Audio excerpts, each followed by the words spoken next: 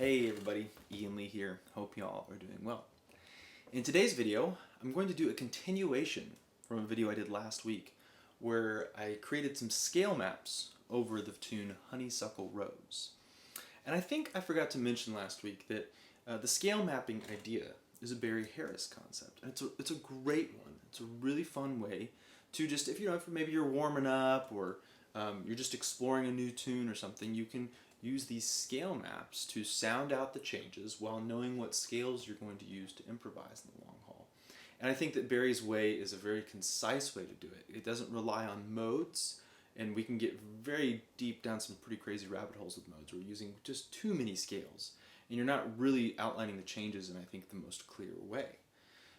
Which is one of the reasons I love it. Plus, it keeps us practicing songs and not just practicing scales, kind of just grabbing something from thin air and then just saying, I'm just going to work on this randomly today. But you're saying, I love this tune, but every time I go to play it with my band or when I sit in with that particular group, I have trouble playing, they do How High the Moon in whatever, C instead of G, and I'm just having trouble doing that. So I'm going to create a scale map for How High the Moon in that key, okay?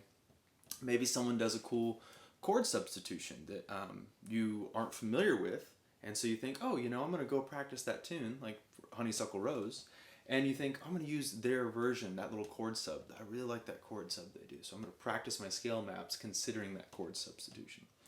And then from there, what we're going to do today is create a phrase and move it through the scale map so that we're, being creative. We're making up our own lines, our own ideas, our own phrases, but we're also practicing them in a way that moves it through multiple scale maps. So let's go ahead and dive in. I think it'll all make more sense as we do it. So last week we talked about the first 4 bars of Honeysuckle Rose, which is what we're going to focus on. We talked about doing a scale map, playing the C dominant scale, and playing it from its tonic, which is C, up to B flat, which is at 7, and then back down. And we can do that twice.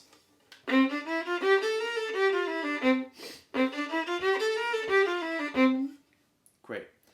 Now, the next thing we can do, if we want to add a little more color, a little more tension, is we can actually throw the tritone sub in. So we can put a G flat 7 or an F sharp 7. And we can do a scale map for that at the end of these 4 bars of C7. And that'll bring us in a really great way to F as we're creating phrases and making up ideas. Okay? Now, there's a couple ways we could build a scale map there. We could do C7 up and down.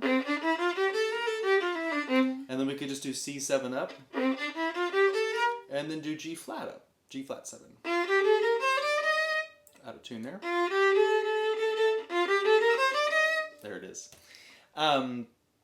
Or we could do C7 up and down, and then do G flat 7 up and down, which is what I want to do today. 1, 2, 3.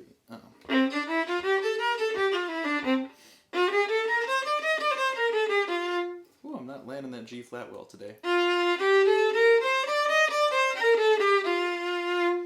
Okay. So from here, let's create a phrase. I do have a very specific phrase that I'm going to bring to the table today. This was something I was working on and having fun with yesterday. So I'll talk about how I created that phrase, and then we'll actually run that same phrase through C7 and through G flat 7. So we're practicing a phrase in 2 different keys, technically, but we're also using it in the context of the song and using it in the context of a specific chord change in the song. We're thinking, okay, C7, now we're going to do a tritone substitution, down to F. Okay, and that's what's so great about this stuff. That's one of the reasons I love it so much.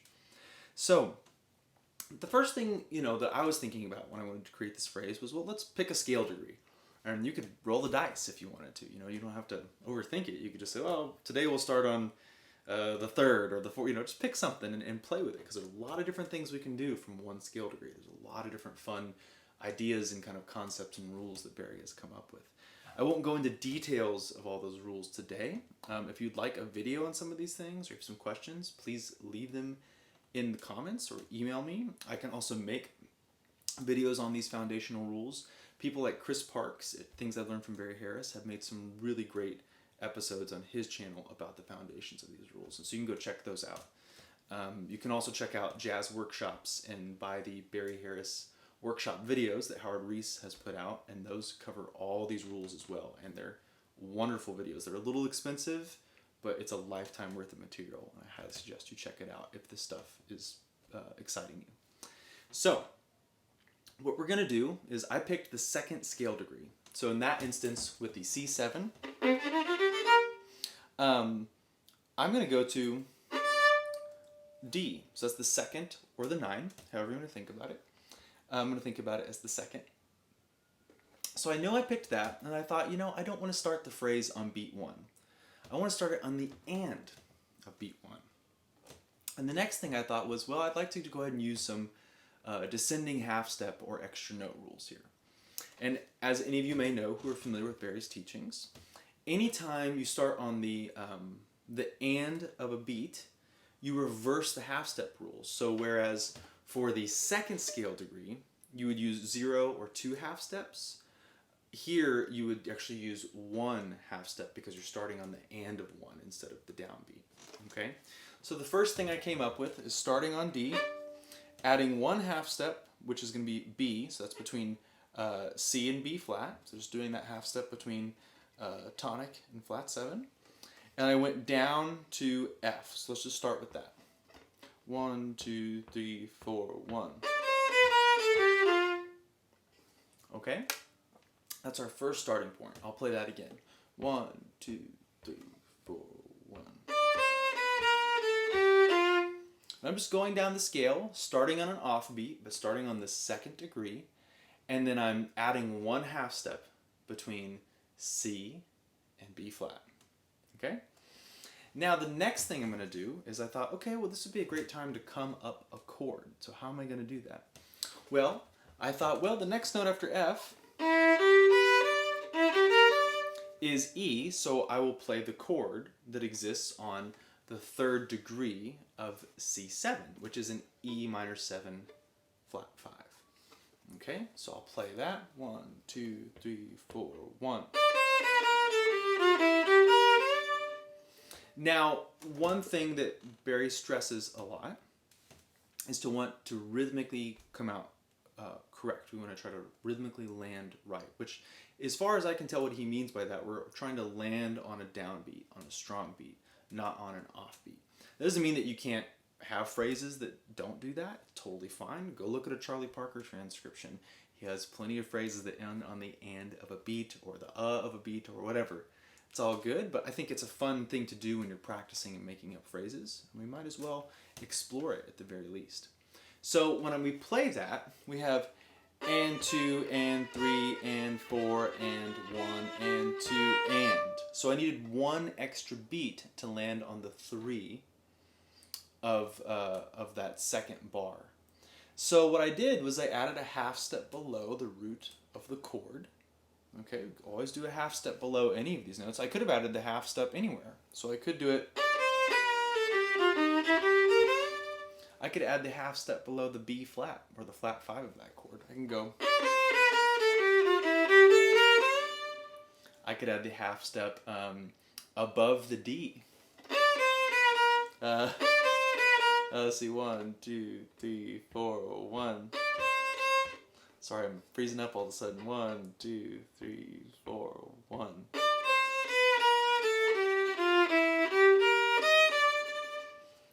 Makes for some interesting stuff. So it doesn't really matter where or what the half step is.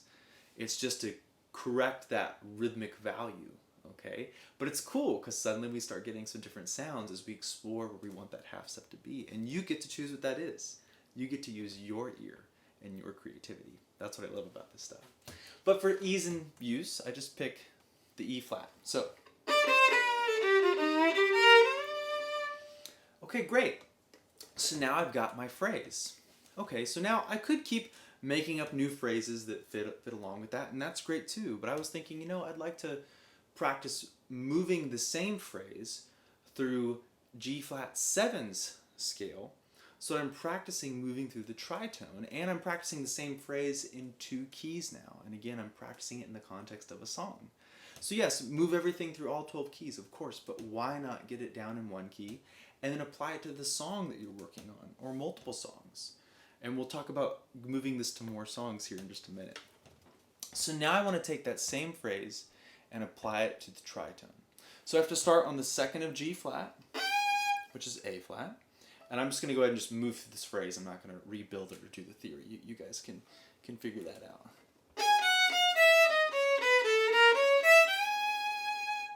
Okay, and so now I've got that phrase. So if I played that all in time, because I'm going to start on the and of bar 1 for the first phrase over C7, and the and of bar 3 for the second phrase, that's the same melodic contour and shape, but now over G flat 7.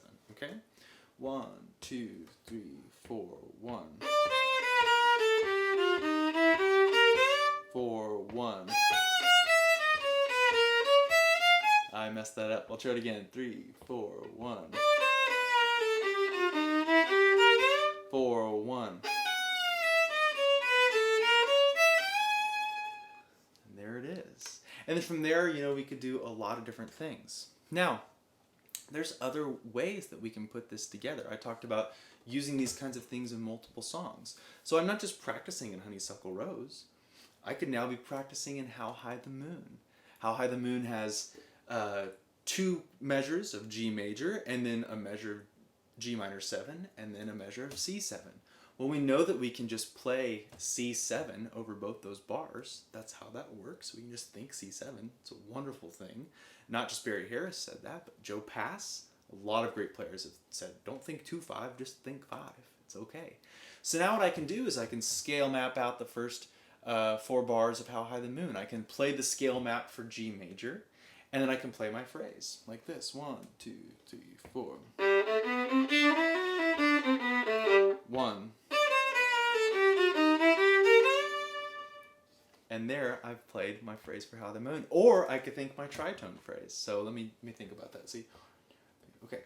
Here we go. 1, 2, 3, 4. Oh, sorry. 1, 2, 3, 4. 1. I think I played the time on that funky, but y'all get the whole point and the idea here. Okay, so I'm going to leave it at that. Of course, I hope this was helpful, as always, and I hope this inspires you to work on creating some of your own lines and making up and creating your own solos and your own things that you're enjoying the sound of. Or, you know, you could get a phrase from someone that you're studying right now. Maybe you're learning a Dexter Gordon solo and you get this one sweet phrase. Now you know how it fits into the scale map. Now you know how it fits into the system. That's another thing I love about Barry Harris. It has really helped me to see how these phrases are built and where they come from and what they're doing inside of a system. And then I could say, cool, well, now I'm going to take that one phrase, I'm going to apply it to the bridge of rhythm changes in B flat. Or I'll do it to the bridge of rhythm changes in F. Or I'll do it over, in this case, C7, and then it's tritone. Okay? All right, y'all. Thank you so much. I always appreciate you watching. If you have any questions, again, please leave it in the comment. And I'll talk to y'all very soon. Have a great day.